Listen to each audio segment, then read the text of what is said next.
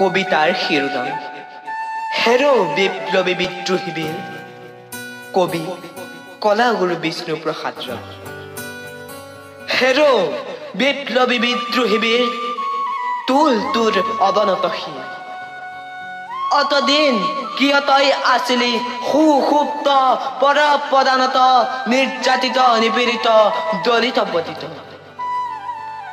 আজি এই নতুন দিনত হ তই জাগ্ৰত। হেৰ' হেৰ' অগণি যুগৰ ৰঙা ফিৰিঙতি শিখা। জল জল উঠ উঠ আন কাহিৰুদ্ধ কপালৰ ৰক্ত চন্দ কলা ৰেখা। তুলিল হৌ কৰালিকাৰীৰ ভীম ভয়ংকৰ খৰ্গ।